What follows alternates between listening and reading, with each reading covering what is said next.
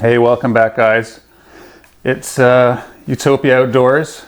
We are going to give you a little run through on something that I've been busy with the last month or so. I have Garmin LiveScope here on the Old Town Autopilot, and I just thought I'd give you guys a little rundown on my setup, how I chose to set everything up, because I know there's so many options out there. Anyone who has a Garmin install or LiveScope install video out there on YouTube, I've probably watched it. I've tried to watch as many of them as possible, trying to get some inspiration, and I've taken a bunch of different ideas that I've seen out there and just tried to find a solution that I think will work best for me on my kayak. So I'll give you guys a little rundown on everything that I've been doing here over the last little while. So here we go. Here's the autopilot. We have the new Garmin LiveScope setup. Right now it's just on mapping. It was the Garmin LiveScope package that I got, so it came with the EchoMap 2 Ultra LVS, EchoMap 2 Ultra 106 SV display head unit. That is my old Humminbird Helix 7 over there, so I'm just going to use that for side imaging, down imaging, and mapping. This guy here is going to be used strictly for LiveScope. The transducer is turned off right now because I don't want to overheat it or anything since it's not in the water, but that's why it's on mapping. But yeah, it's going to be used strictly for LiveScope. Here we've got our pole. There's the transducer, the LVS 34 LiveScope Plus. That's all running back under the seat here. Underneath there is the GLS 10 unit, along with all of my fuse block and fuses, wiring and everything. So that's all clean inside the hull where it'll keep dry, hopefully. And then the battery that powers everything is inside of this this hard case here. So I'll give you guys a little bit of detail on all the different elements that I've got here. We will start, I guess, up at the front. I'll just slide this out of the way for now. So yeah, this is the 106 SV. It's a 10-inch screen. I think that'll be, more than adequate for me on the kayak. Since I'm not going to be sitting too far away from it, I should be able to get a good picture, good display on everything that's going on under the water. On the back side of it here, we've got two connections. So there's the power and the networking cable that runs to the GLS 10, which is the brains of the LiveScope. So those two are running inside of the hull. And as you can see here, I had to use a through hull kit. I went with the Yak Attack through hull kit. It's the XL version, so I think it's a 1.5 inch hole that you have to drill through the side of the kayak, which it's always a little bit unnerving, but the more often you do it, the more comfortable you get. I'm pretty impressed with these Yak Attack through hull kits. They seem to provide a nice waterproof seal. I put a bunch of sealant in there just in case, but the reason I went with the XL was just the end of the connectors on some of these are a little bit large, so to run everything through there to the GLS 10 unit, I just thought I'd save myself the headache and may as well make a big hole and put them through comfortably rather than trying to squeeze everything through there. The standard Old Town ones here, as nice as they are, just don't provide a large enough access point to run those cables through. So that's why I went with the Yak Attack one, and they seem to work good. We'll move over to the transducer and the transducer pole next. So I've just got a little foam protector there that's on the LVS 34 right now. I'll take that off so you can get a look at it. So yeah, here we go. There's the LVS 34. The mount that came supplied with the Garmin LiveScope package there. For the pole mount here, it seems to allow 3 different viewing modes. So with this one, I can do forward, which is what it's in now. If I slide that over, you can just unloosen these knobs and line up these white lines. That's now in down mode. And then if I wanted to put it into perspective mode, I would have to loosen this one here. Goes like that. And then this guy, it's hard to do it with one hand, but I'm not sure if you can see. Yeah, right there.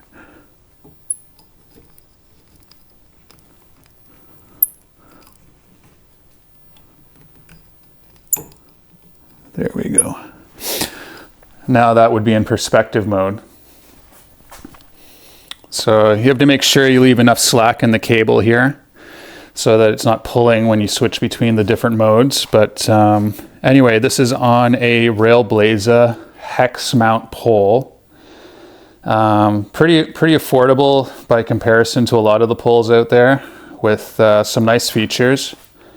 I would have loved to have gone with a Sniper Marine pole. It's like the cat's meow when it comes to poles on a kayak, but honestly, I couldn't justify the price difference. It would have been about $600 more for that pole than this one. And for the feature of being able to spin that handle and have your transducer move, as nice as it is, I'm sure, with my budget and what I'd already spent on the LiveScope, I didn't feel like paying for that particular feature. So yeah, I went with the hex mount pole by Railblaza. So yeah, to deploy this pole, not too difficult. Just there's a little tab here that you can pull up. After that's been pulled, the pole can go down.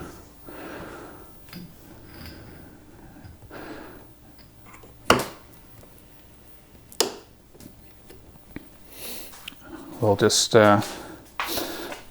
put this back into one of the other modes here.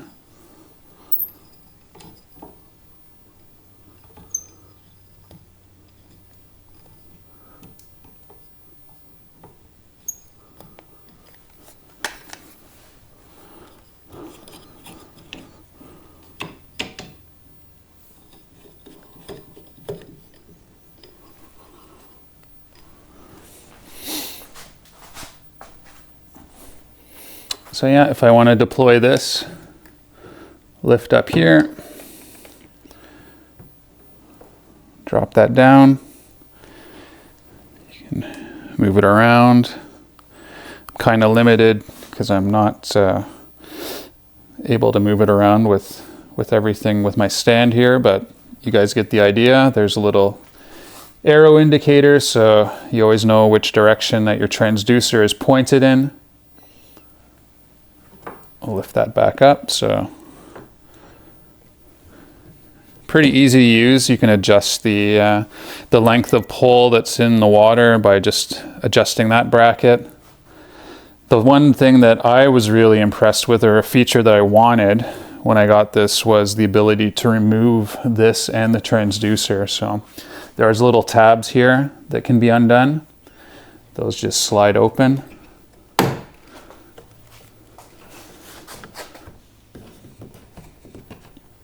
Again, it's a bit hard to do with one hand, but that comes off. And then I can take the whole transducer off at the end of the day, which, you know, if you're staying in hotels and stuff during tournaments, it's nice to have that feature just so somebody doesn't lift your expensive transducer while you're in sleep. Anyway, that comes with these little cable ties that you can put in, so they can just pop in and out there, which keeps everything nice and neat. You're not going to have wires loose in the cockpit. Let's move this seat out of the way so you guys can see a little bit better. There's the extra length of cable. We're not going a long distance, so I've just kept that tied up with some Velcro ties. And Usually this would go directly to your GLS 10 unit, but if I had gone with that option, I would have had to have reached inside of the hull every time I wanted to remove this and unscrew it. And just with the amount of space that's inside of the Autopilot, it's a little cramped, so I didn't want to have to do that. This option here allows me to unscrew. So this is a Garmin Bulkhead LiveScope connection kit. It basically just provides a junction for you to put a transducer extension cable through on the other side. So that's what I've done here. I thought I would route that through this lid because I'm trying to avoid drilling as many holes into the actual hull of the kayak as possible.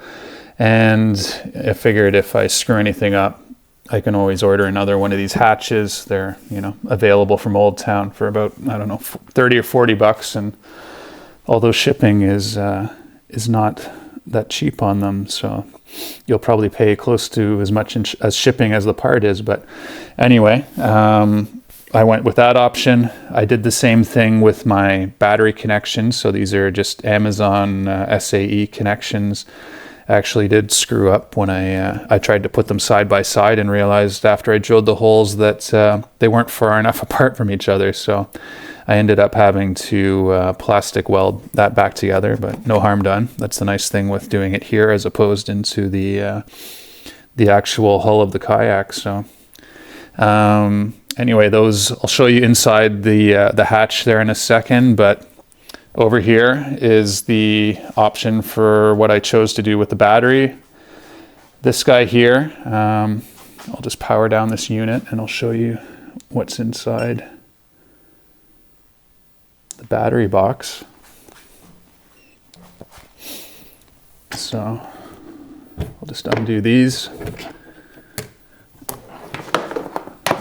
Again, the Autopilot doesn't have a lot of room inside the hull there, so fitting all the batteries in there in addition to the fuse block and the GLS 10 probably wasn't going to happen for me. So I went with this option. This is just a card case that I got from Princess Auto. These are on sale, so they're not very expensive, but they provide a nice option to keep everything protected and for the most part dry, I would think. I've got two batteries in here. So this is just an old Dakota lithium. It's a 12 volt, 10 amp hour battery. And I'm using that one just to power lights and USB chargers and the Minn Kota heading puck on the boat. The other one here is it's a 50 amp hour Norse Guardian battery. I'm a big fan of amped outdoors, and I use an amped outdoors on my motor on the Autopilot, but availability inside of Canada, again, is a bit of an issue, especially with tariffs and things. So the Norse I was able to order online within Canada, and the shipping wasn't bad at all. So I think it was free shipping actually. So that's the reason why I went with the Norse. And it seems like it's a good battery from everything that I've read about it so far. Has some nice features. You can put this thing into deep sleep. There's some USB things on there. I mean, it's nice to have. I'll probably never use them, but they're there if I need them. And I just took up, I had some extra space in the box, so I figured I'd stick a first aid kit in there. These batteries, both of them have their own individual 30 amp fuse, an inline fuse for them both. So that's just to protect the wiring in case anything goes wrong. We don't want to have a meltdown on the boat. And to keep everything waterproof, each battery has its own, exit here from the box. I've used these waterproof glands from Amazon, and you basically just drill a hole through, there's a little seal, and you can twist these nuts that are here at the end, and that will tighten a gland around your cable and hopefully keep any water out. So I'm hoping that'll keep everything dry. So we'll just set that back. I'm going to keep that just back behind the seat here. I'll figure out a bungee or something to hold that in place, just in case I ever run into a situation where I capsize, which I hope I don't, but you have to be prepared for that kind of thing. Anyway, so yeah, these just have SAE connections on the end of them, and they plug into the connections here. So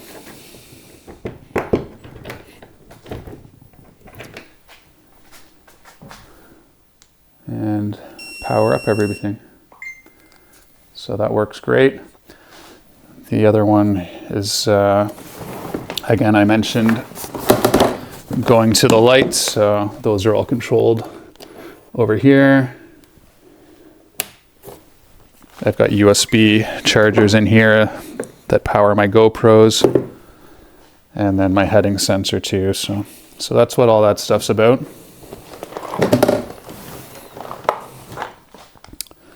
And then underneath this hatch here, I have, it's a little bit of a mess if you're looking in. Again, I mentioned that space is very tight. So that's the GLS 10 unit there. I've got it mounted on a old kitchen cutting board. So it's just on there with some double-sided Velcro on the bottom, which holds it in space on the bottom of the hull there.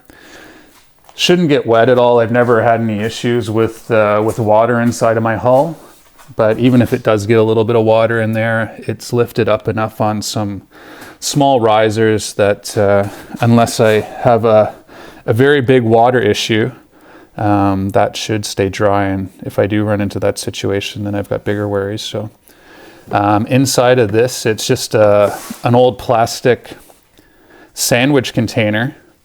I have my power from the battery going into that, and inside of it, I'm not sure how well you can see, I have a fuse block in there.